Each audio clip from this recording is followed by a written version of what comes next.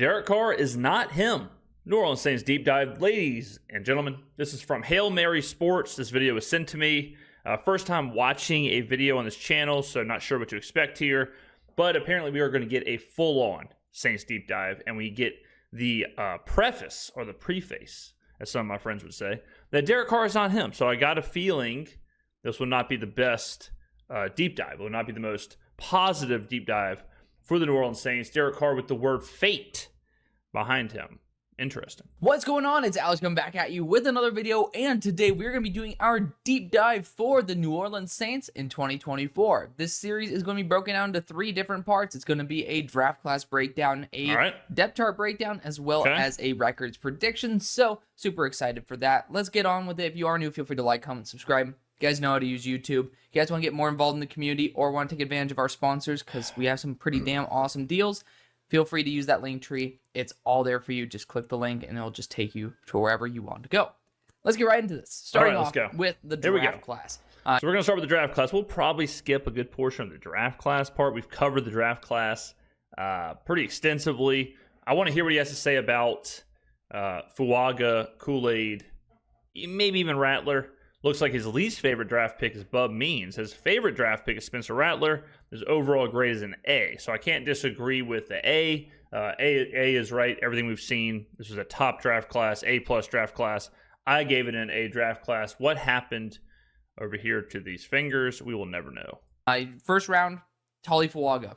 That was my guy coming into the year. I think he was my tackle. I think he was my right tackle #1 coming into the year, which was awesome. Going to be one of those dudes that I'm going to look back on favorably, ending up loving before pretty much everybody else. But, you know, I've had a lot of guys who I haven't loved before everybody else I ended up loving. So I'll just at least be able to celebrate one win here and there, because Tali Fuaga really is.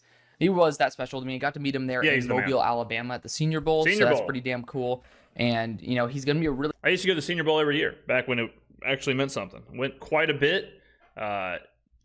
Over the years, as NIL and all of that has changed, and even just as NFL draft has changed, the Senior Bowl has gotten way worse, where good players don't play, or very few good players play. It used to be everybody played. It used to be, you could see some real superstars down there in Mobile, Alabama, but now it's not so much. But I mean, you know, if you can go or you want to go or whatever, it's still fun. But the quality of players and the quality of the game and all that stuff really isn't that big of a deal. The last time I went, actually, we didn't even go to the game. We just went down there and partied right through the game. Really solid option for you. You're kicking him to left tackle, so I'm going to be very excited to see how that ends up playing out. But regardless, we'll talk about your situation on the offensive tackle side right now, but it doesn't look overly favorable. True. Based on Ryan Ramchik's knee. But again, Tali Fuaga is going to be a really good contributor for you for a while. Agreed. Kool-Aid McKinstry, I mean, talk about an embarrassment of riches. Your corner core arguably is one of the best, if not the best in the league, and then you just added an absolute steal and a true corner 1 who was just dealing with some foot issues and still playing. Yeah, like I said, I mean, you know, we've said this before, but the Kool-Aid McKinstry pick, I mean, the Saints secondary, if everything works out, could be the best secondary in the NFL. Kool-Aid could have been a first rounder, wasn't a first rounder, but yeah, to grab him is something the Saints usually wouldn't have done. They would have reached, they would have got some random wide receiver out of Western Kentucky, and that would have been it, right? But they said, you know what, let's take the best player available. This is a huge value pick. Is it a position of need? Not really. It could be if Lattimore gets traded, but all in all, the Kool-Aid pick is why I think it really bumps up the draft class to an A, because does it fill a need? Not in the short term, but it certainly could fill a need in the long term. What it does do is gives you an impact player, a great player, at a strong position. You know, cornerback is an important position in the NFL right now. I love the Kool-Aid pick. That pick right there is why it's an A+ grade for me. Because if Kool-Aid is, you know, Malachi Corley or some random wide receiver or some random defensive lineman from Indiana State or whatever, this goes to like a C. Because Tali Fuaga is the only impact player. The rest of them are all developmental type players, which usually is what the Saints have been doing. And it's what we needed to get away from, because the developers, you know, Sean Payton, that developing guy isn't there anymore. So for a defensive player, sure, Dennis Allen can develop that player. And that's why we have Chase Young. But that's why we saw so many wasted picks, whether it's offensive linemen and random wide receivers and random, whatever. So glad we got away from it. Top 2 picks, fantastic. Really well. Then you dropped all the way to the 5th round, stole Spencer Rattler. That's awesome. Like, Derek Carr is very underwhelming to me, but Spencer Rattler, he has a ton of potential. Again, another guy who I got to see down in Mobile. Do I think he is like a Senior Bowl MVP? Superstar quarterback? No, but at pick 150, you have the upside of someone who really could be awesome. Then you got... Well, I think, pick 150 is doing him a disservice because you have to say that he was a 7th quarterback off the board. 6 went in the first round. So is the difference between Spencer Rattler and Bo Nix, 130 picks? Probably not. Right? So when you look at it like that, if this is Bo Nix, if Bo Nix goes 5th round 150, people would be freaking out, right? But Bo Nix is a first rounder, Spencer Rattler is 150. What's the difference as far as like actual ability, actual talent? Is Bo Nix better? Sure, I'll give you that right now, but he's not 130 picks better. Bub Means at 170. It might have been my least favorite pick, but I think that's more showing to how damn awesome your draft was. I thought there was some other... All right, we're going to skip this part. Bub Means, Jalen Ford, Christian Boyd, Josiah Aziram. Everyone's just guessing. So we're going to skip that part and go to the roster. Good picks to select as the ones that are really damn solid. Let's move on and let's talk about the offense. Yeah, you're going to see the overall grade. It's not great. Where is But the we'll talk grade? about it. Oh, we go skill position to line, then line to skill position for defense. Derek Carr, just underwhelming. I mean, he's not a bad quarterback. I mean, people try to mark him up as like probably like the 30th to 32nd best quarterback in the NFL. I think it's like that 30 to 20 range, and you might find that offensive. That's a little low. I mean, 30 to 20 is low. 20, I could hear 20 because I think it is a deep wide receiver league. I could hear a preseason 20, but I would have him. I mean, I had him, I think 17. So, 17 and 20, whatever. I do tiers for quarterbacks. Ranking a quarterback is tough because sometimes like the 10th quarterback is nowhere near the 9th quarterback, even though they're one off. I would have Carr in that like 3rd tier. I'd have him in that decent enough starter, can win you games, isn't generational, isn't going to lift the franchise. I would have players like Geno in that tier, Kirk Cousins in that tier, Dak in that tier, Trevor Lawrence in that tier. Those are the kind of players. That's who Carr is. That's where Carr should be. That certainly is not 30. That certainly isn't 27. That certainly isn't 26, right? So I would say somewhere between 14 and 20 is where he should be, with a top end of somewhere between 10 and 12. As far as if he's playing really, really good out of his mind, everything clicks, he could be a top 10, he could be a top 10 quarterback for a time period. So could Kirk Cousins, so could Geno, so could a lot of these players, Trevor Lawrence, a lot of these players in the middle there. But I would have Carr, I would say you can't, anything past 20 gets a little crazy. Again, sorry to hurt your feelings, but, you'll have to name a lot of the quarterbacks that he's better than because there's not that many. But there's also, I'm leaning more towards closer to the 20 range than to the 30. But still, not an elite quarterback. There's a reason that you guys ended up investing in Spencer Rattler. No, that's not true. But and this part kind of, it blows my mind every time I hear it. Where it's like, sorry guys, he's not an elite quarterback. We know. Derek Carr is making, right now, I think it's like the 16th or 17th most in the NFL for a quarterback. The contract he was given is not us saying he's elite. The contract he was given is us saying, look, just steady the ships, be above average to average, and keep this thing afloat. That's what the contract says. Same, and we all agree. It's like if you're talking about the Tampa Bay Buccaneers and you're like, yeah, Baker Mayfield, man, sorry, he's just not elite. Everyone knows that. No one is sitting here saying Baker Mayfield's elite. No one is saying, well, some people are saying Kirk Cousins is elite, but we aren't saying that. So if that is the knock, if that is the negative, if the negative is, sorry guys, Kirk Cousins is just kind of average to above average to me and he's not elite, cool. That's what we're paying for. That's what we want. That's what we're asking for. So I do not understand that at all when that's the knock on Carr. Alvin Kamara, and there's issues. There's issues there. He is very, very expensive. I mean, he hasn't been the supreme back in terms of being... Him being expensive has nothing to do with anything. He's here. He's on the roster. He is playing. Like, how much he's getting paid right now should not impact your review of a team, like of a roster of a season. He's already here. We've already paid him. The contract's already happened. So I don't understand. Is he overpaid? Yeah, but that does not impact the product on the field. Wins above replacement wise that he was years ago. But I mean, the talent's always. Who the hell is using WAR in the NFL? Wins above replacement. And that's a baseball stat. I don't think I've ever seen someone use WAR in the NFL. There through the roof. Probably the hardest guy to tackle. One of the best route runners in the NFL at the running back position. So he's a good player. It's just really, really expensive. And when you're in cap hell, it doesn't always lean favorably towards a low value position getting paid a ton of money. I'm not. Okay, so he said Alvin Kamara, good player but expensive. It could have ended at good player. Good player. That's all that matters when it comes to this season on the field. I'm not gonna really talk about Prentice. I just put him in there because he's listed. This is based on our lad, so feel free to call out some stuff. Is he even on the team? Is that Prentice on the team? With the Cardinals ended up being where our lads got called out for being wrong because Mac Wilson is supposed to be starting, which makes me like the Cardinals a little bit more. Not that much, but a little bit. Look at the receivers in tight end, the receiving crew. Juwan Johnson at tight end doesn't move the needle for me.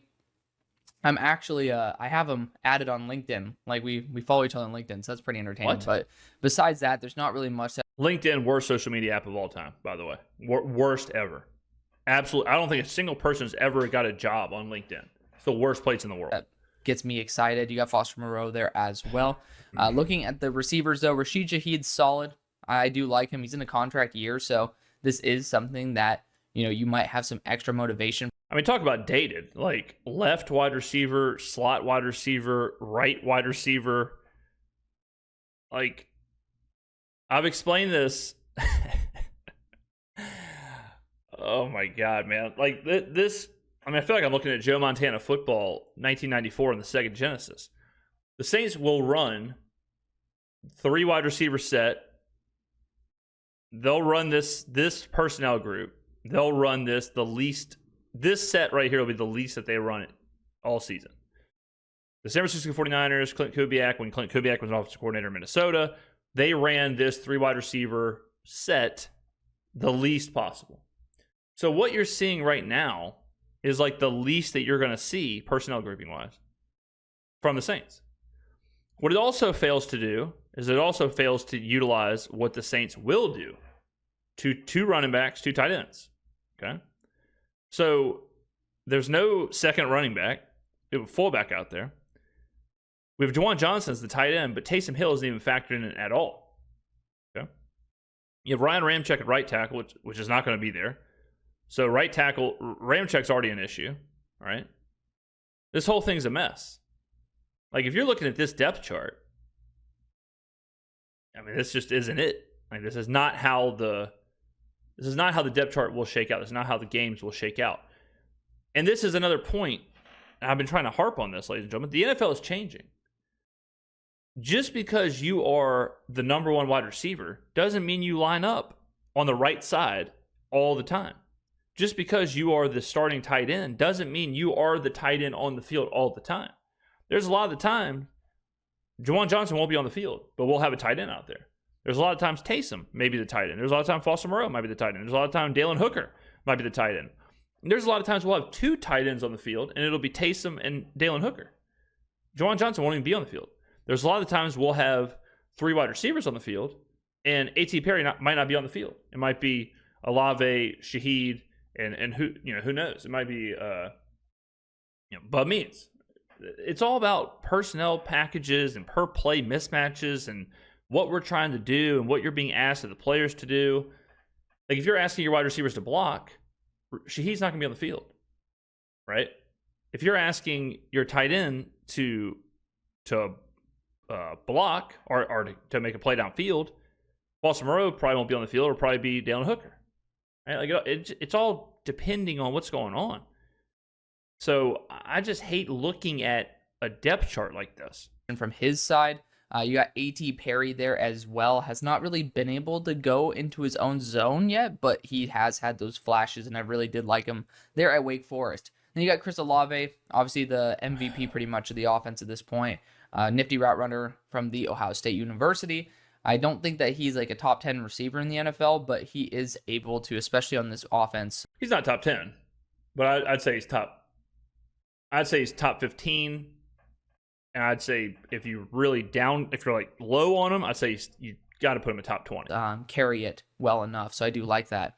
Then we look at the offensive line. Already talked about Tali Fuaga. Nick Saldiveri was another player who I really, really liked, and I'm glad that he's able to at least be listed as a starter, but I don't know if that's a good thing. Like, I don't right now want Nick to be the guy who has to start.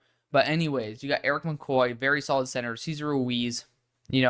I think that he's had a roller coaster of a career. I remember he started out and people were saying like this guy was absolute cheeks. He's had those flashes to where I definitely believe in him. Ryan Ramczyk, the big issue with him is his knee. Like there's no. The big issue with him is that he's not going to play. He's retired. He is retired, but he's on the roster because of contract issues.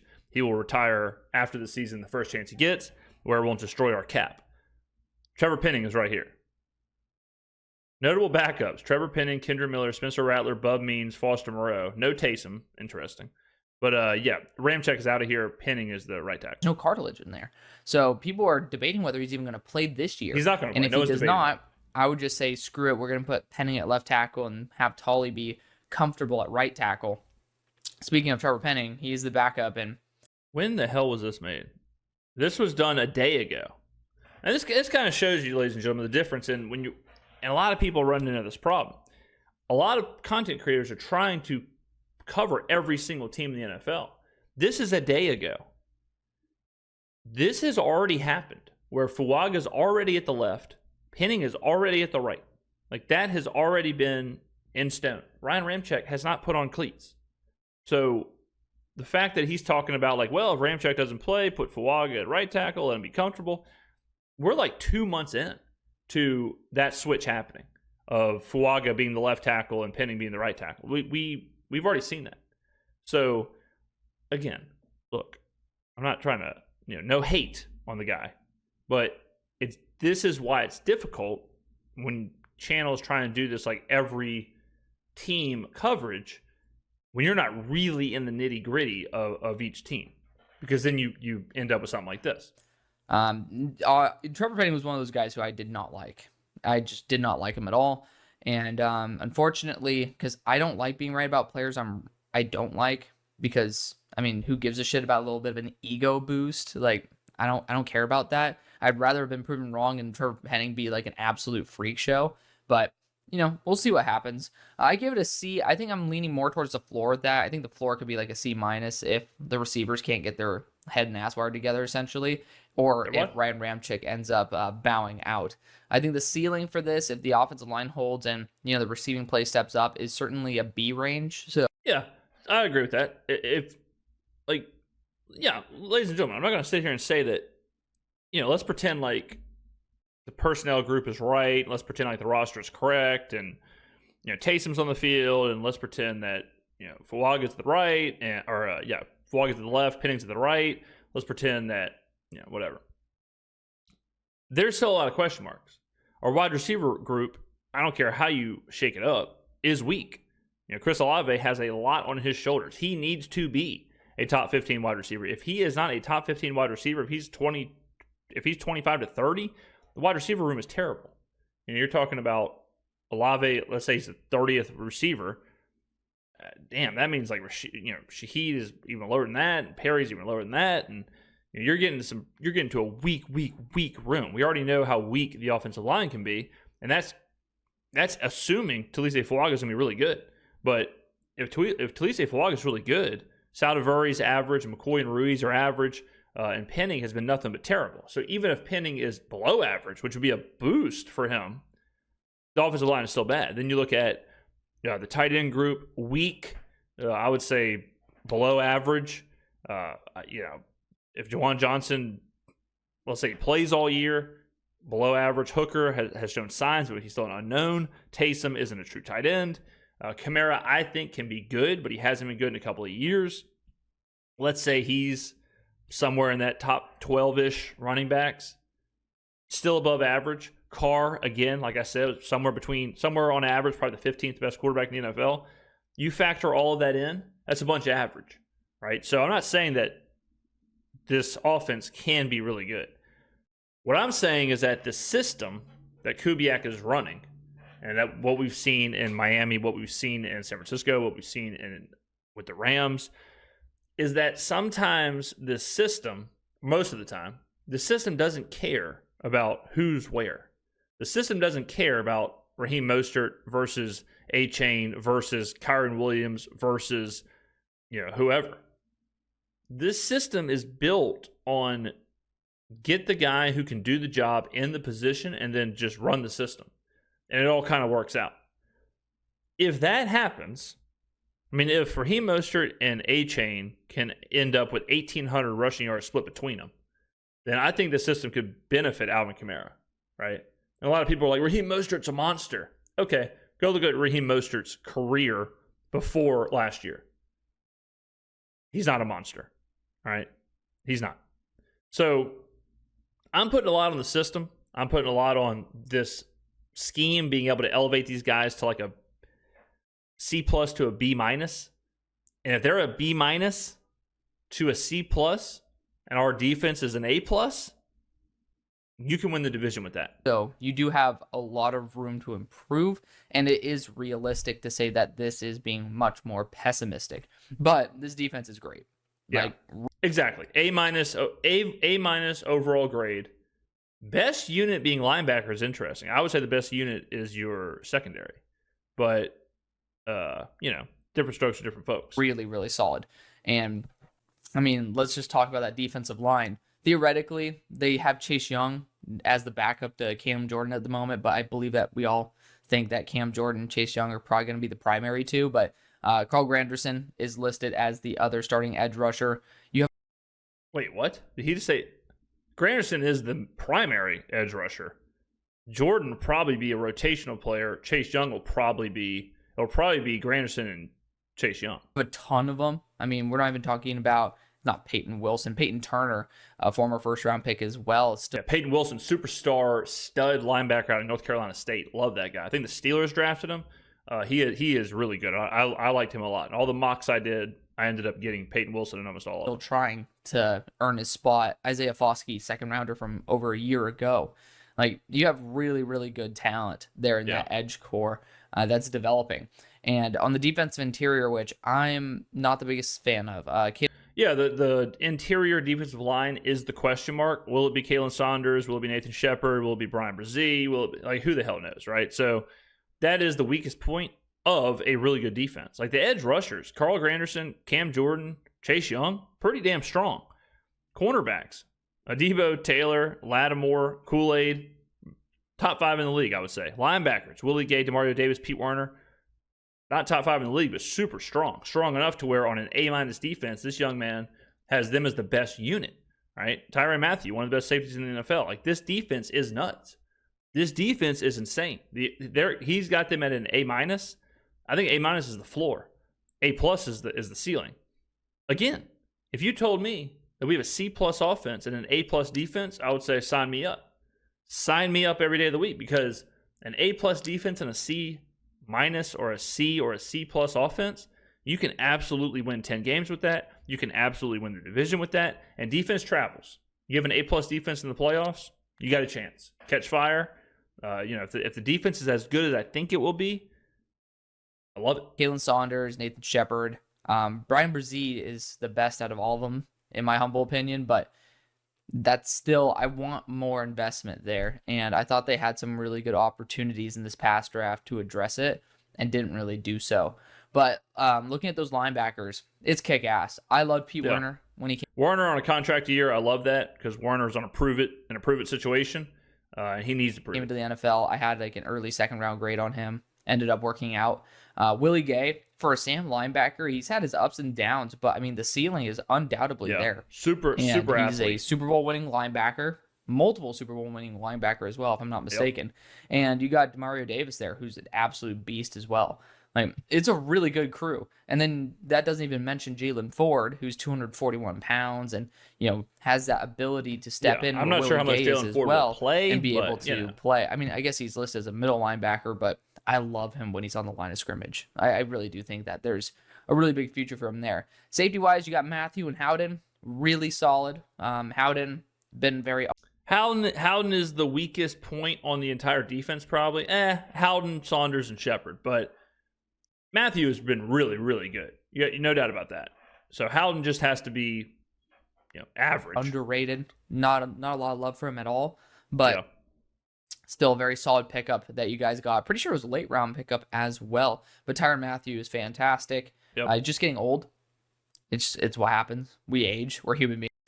The number, sure. But I don't think Tyrann Mathieu has shown any sign of aging at all. Same with Demario Davis. But in the slot, you got Alontae Taylor. He was one of the guys who I was wrong about because I was watching him as a boundary corner. And that was before I felt more comfortable about... I had a commenter bring this up, and it was a great point. We were talking about age and how people throw out, oh, he's getting older, oh, whatever. Christian McCaffrey and Alvin Kamara are basically the same age. So how many people this offseason have you heard say, well, Christian McCaffrey's getting older? No one says that. Why? Because Christian McCaffrey was sweet last year, right? Age is one of those buzzwords that people throw out there, much like the cap, where if they have nothing else, they just say, well, he's expensive. Well, he's overvalued. Well, he's getting older, right? How many people out of all of the media, how many people have you heard say that they're concerned about Christian McCaffrey because he's getting up in age? That would sound insane, right?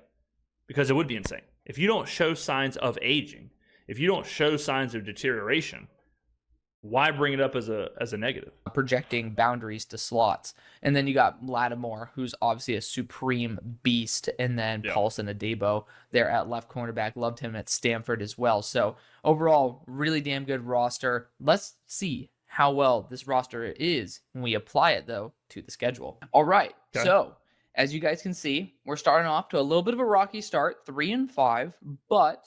Okay, what's going on here? I got to see what's happening. So he's doing like a predictor. Okay, so he's got, how can I see who he's got winning? 3-5. So let's see, 1, 2, 3, 4, 5, 6, 7, 8. I can't tell. This is wild. I can't tell who he's got winning what games. Maybe he'll say it. 3-5 start. So I would assume he's got us beating the Panthers. I would assume he's got us beating... Oh, is this how he's doing it? Is the... I'll let him go. But let's see. 1, 2, 3, 4, 5, 6, 7, 8. So out of the first 8 games, I would have us winning 1, 2, 3. 1, 2, 3, 4, 5, 6, 7, 8. Definitely the Broncos game, Bucks game, Panthers game. And then the Chargers game would be a coin flip. So somewhere between 3-5 and 4-4 is what I would have. But I'd be okay with. I'd be okay with 3-5. That is because this is cumulative, and if you guys, I wouldn't be okay with 3-5 as far as like.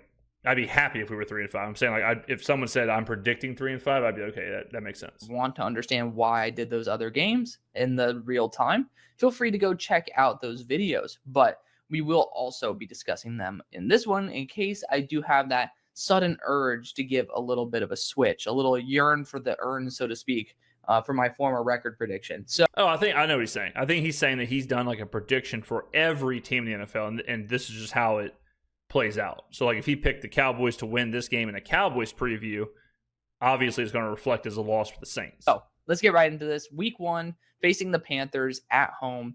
I do like the Panthers. I did just make a video on them, but a lot of uncertainty there. I definitely think that you guys have the early edge.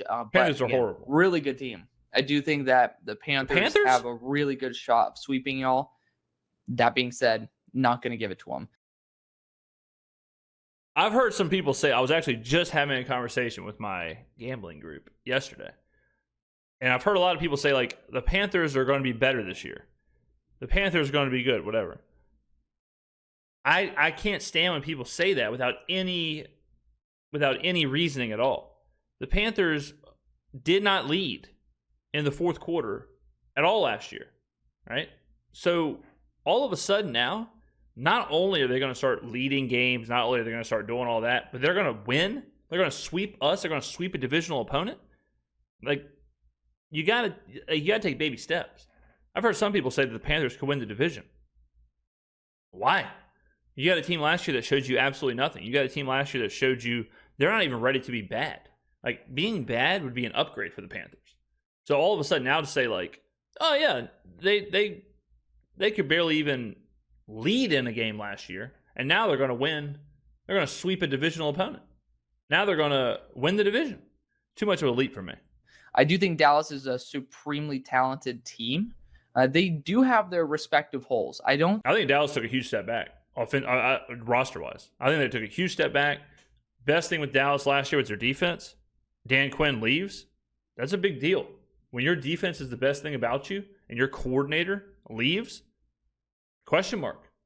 You know, I know Tony Pollard didn't do much last year, but Ezekiel Elliott is all of a sudden your bell cow back? Question mark. Dak Prescott in a big contract dispute all offseason? Question mark. Now, I think the Cowboys are taking a big step back. Now, I'm not saying we're going to beat them, but I think Philly is way better. I think Philly is the much better team in the NFC East. And yesterday, I was talking about making a bet on the Eagles to win the NFC East. don't think people are talking about it enough, but Dallas is not a perfect squad by any means. No, and worse than they were last I do year. Have my concerns for them, but they are, in my opinion, talent-wise superior, and they're at home in Jerry's world, so I do think it is the right move to give the Cowboys the win. Then the Eagles come to town. I do think the Eagles are way better than Dallas. I think, the Eagles do stuff that we don't want to do. Like, the Eagles are all about dominating the line of scrimmage and running the football, and we're not good at stopping the run. So I can see the Eagles being a matchup nightmare for us. far more talented than even the Cowboys. And when you're playing in a dome, I don't really take that Louisiana mugginess into factor. I will be giving the... What? What do you mean?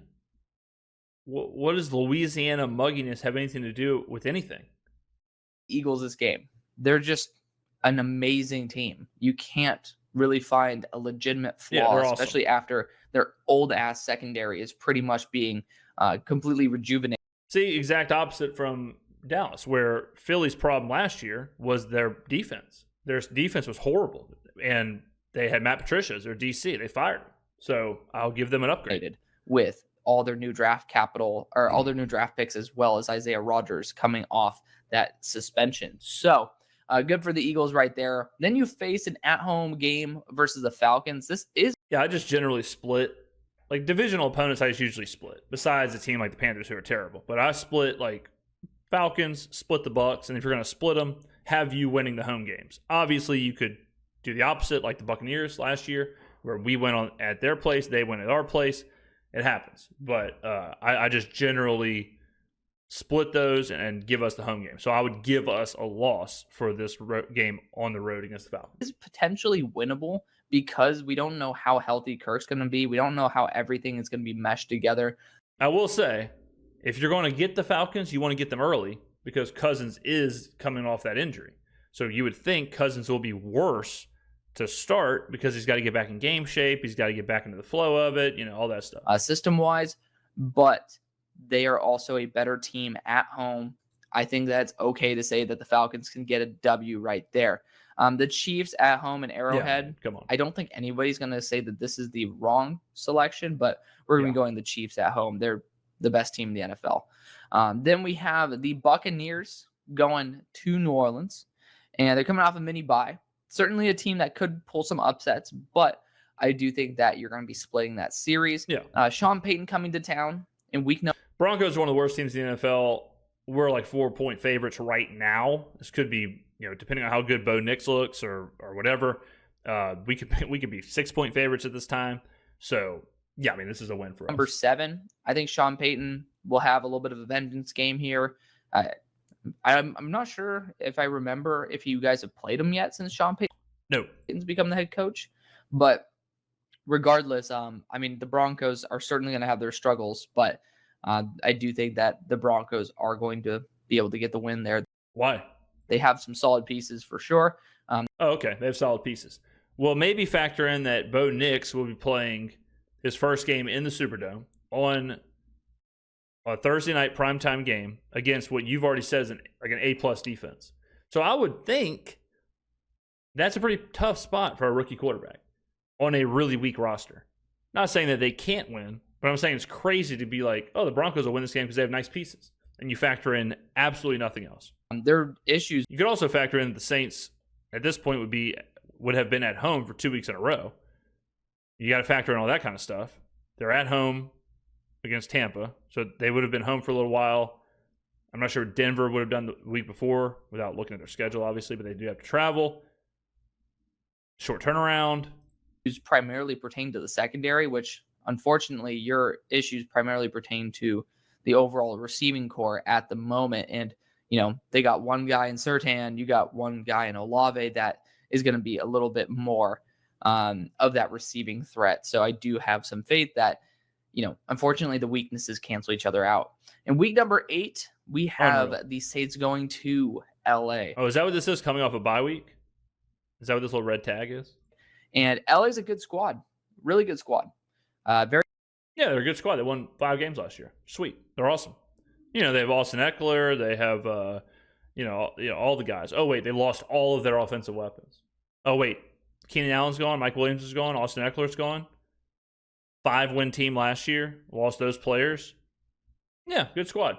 Great squad. Very underrated. Yeah. To be fair, they're not really underrated, but just people aren't talking about them seriously because Harbaugh's in there. But they're going to be people aren't talking about it seriously because Harbaugh's in there. That's the reason they're talking about him seriously, is that Jim Harbaugh is considered one of the best coaches in the NFL. Certainly an interesting system. It's going to be fun to watch how they grow and develop, but I do think LA is going to be talented enough to pull a win off here. You guys have a tough schedule. You guys have a tough division. Easy schedule. We have an easy schedule. Tougher than last year, but easy schedule. There's not many teams that are getting significantly worse. And by the way, LA has probably the worst home field advantage in the NFL. So the Chargers. I do think it's worth mentioning that you guys can certainly squeeze out some victories, but you certainly do not have any easy ones anymore. Week 10, you are going to be splitting this series with the Falcons. Okay. Even though I think the Falcons are superior, I will be splitting it. In division games are just so tough. And, I'm going to be giving the home team the nod most of the time. Then we have a fully rested Browns team coming to town. As much as I like to crap on Deshaun Watson, I have a Deshaun Watson rust factor. That's why they'll be graded relatively soon. I still think that they are a massively superior team. And I think we're 2-point dogs in this game as of right now. Somewhere in there. Them coming off a bye, us coming off the Falcons game is, we're playing back-to-back division games going into this game. That's tough.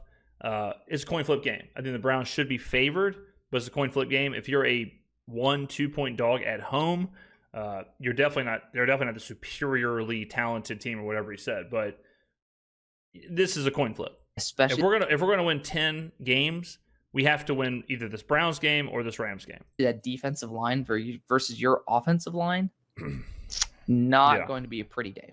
Yeah. So we're going to be doing that. Then you face the Rams coming off a bye. All right, same exact thing. We're like a 1 to 2-point dog at home. Now, this Rams game, think about this. We were at home against the Falcons, at home against the Browns. We get a bye week, and we're at home against the Rams. So at this point, we would have been at home. We would have not left Louisiana for almost a month. Huge rest advantage for us. I mean, you talk about week 13. This is as healthy as the Saints will be. Coming off of all those home games, coming off of a bye. That's a strong spot to be in. But the Rams are such a good team, man. That's a tough game. You guys have tough game, but again, same as the Browns game, coin flip game. 1-2-point dog at home, off a bye. Anything can happen. Some tough games. Looking at this schedule, my Lord, really tough schedule. I think that you'll upset the Rams, though. You'll have some extra time to prepare. Your defense is your strong suit, which McVay's offense is his strong suit. And I do think there's a lot of moving parts on that defense, even though I have them as a top 5 team in the NFL. Rams?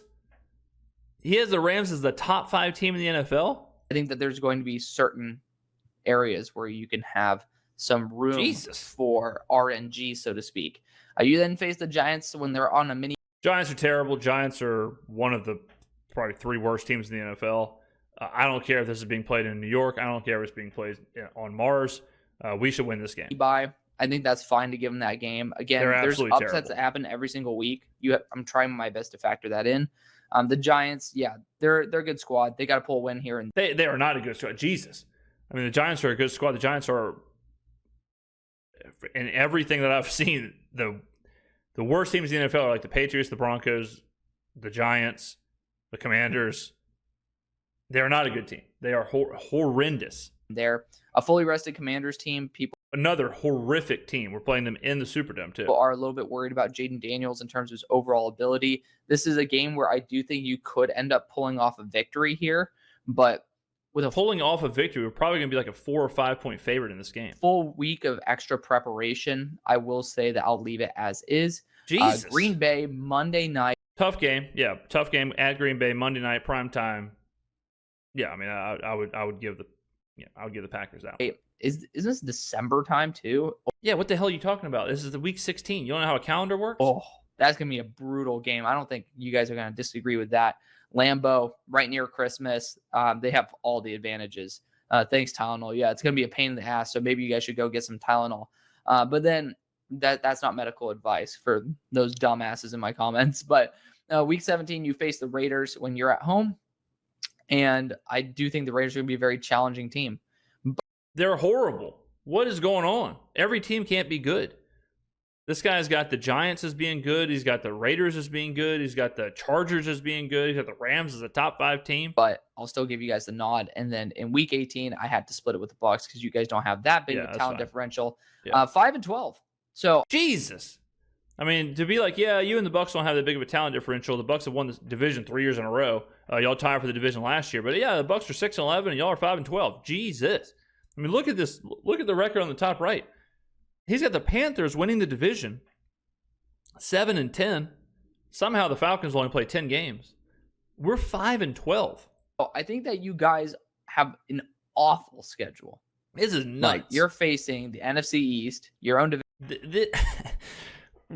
We have a hard schedule, but we also play probably 3 or 4 of the worst 5 or 6 teams in the NFL. Like, we play the Giants, we play the Commanders, we play the Broncos, we play the Raiders, we play the Panthers twice. Like, those teams are horrible.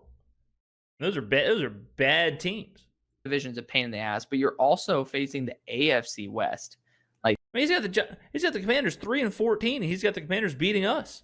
That's and some NFC North talent in there. Like, you have a couple games in here. Like, I could technically flip a Broncos game. You know what? I mean, I really do think the Broncos could be able to pull that game off. Any team could pull the game off, but that's not how predictions work. Like, we could beat the Chiefs, but you're not going to, in a prediction video like this, you're not going to give us that win. We could beat Dallas, but you also have to factor in, like, off the top of my head, and we did our own season preview, and we looked at Vegas odds and we looked at all that stuff. Off the top of my head, we're favored against Carolina in both games. We're favored against, I think, the Bucs at home. I think we're definitely favored against the Broncos. We're favored against the Panthers at home. We're favored against the Giants. We're favored against the Commanders. We're favored against the Raiders. So if you just go by the games we're favored in, he's got us getting upset in like 3 of those games, somewhere in there. Like, he's not factoring that in at all, which isn't surprising. But you do have to factor that in. But not that Vegas is always right, but it shows you the difference in the team. Like him saying the Rams are a top 5 team and the Saints are 5-11, and you go look at the odds, and Vegas has us as a 2-point dog in that game. So obviously, we're not that far off. They're not. The Rams are better than us. We're a 2-point dog at home.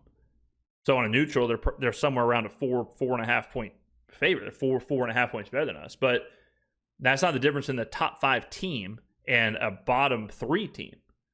He's got his power rankings way out of whack. Down. Same as the Giants. Like, we're favored against the Giants on the road. The Giants we're like a 2.5 point, last I checked, favorite on the road. So Vegas believes that the difference between us and the Giants is greater than the difference in the Rams and us. And he's got that flipped. He's got the Giants as being better, which is insane. I can't give y'all 5 wins. We'll be going back and doing that. That was too close of a game. So I think your defense is really freaking good. So I'm perfectly fine doing that. We gave you that 6th win. You're 6-11. You cannot have an A+ defense and be 5-12. Impossible. When you play rookie quarterbacks, when you play, Bo Nix, Jaden Daniels, who the hell even knows who will be the starter for the Giants, when you're playing some combination of Aiden O'Connell or whatever happens in Vegas, it just can't happen. Bryce Young twice. You can't simultaneously have top 5 defense in the NFL if it's an A+ or whatever, and then just get rolled by that combination of. But this also, so he's got us some of these games he has us winning, and then all of a sudden it's like, okay, you're good enough to beat whoever he had us winning, but you're not good enough to beat Jaden Daniels. You're not good enough to beat Daniel Jones. You're not good enough to beat Aiden O'Connell. You're not good enough to beat Bo Nix. So okay, well, you're just throwing darts. Again, it's a tough division. We're looking at this right here, and easiest the division in aren't football. Great, but that's because it's a very brutal division. And I think What do you mean? It's a brutal division. It's the easiest division in football. But I haven't had a single sweep so far in the division as well. So he's got us losing 8. He has us going 0-8 on the road. But tough schedule. Good. You guys got to have some hope, though. I mean, you're going to be in a good position to continue rejuvenating your core. What? We have hope? We're in a good position to rejuvenate our core. We have 5 wins. And you have a lot of young pieces that are great. So that's going to be the video. Thank you so much for watching. Love y'all. See you on the far side. Peace. Horrific. Look at this deer. Buck Grits. What a name. That is wild. I'm not sure what a terrible, disgusting, despicable season preview. I mean, I could have just. All right, now let's head down to the lot where Tom. Okay, I could have just walked down the street. I could have just left my apartment, walked down to Bourbon Street, woke up whoever's sleeping on the sidewalk, and asked them to do a quick little season preview. And I would have got more out of that than this. God, dog. I'm glad we reacted. I'm glad we did that. Try and bring some common sense back to this. Ladies and gentlemen, get on down in the comments below. Let me know what you think. And I will see you in the next video.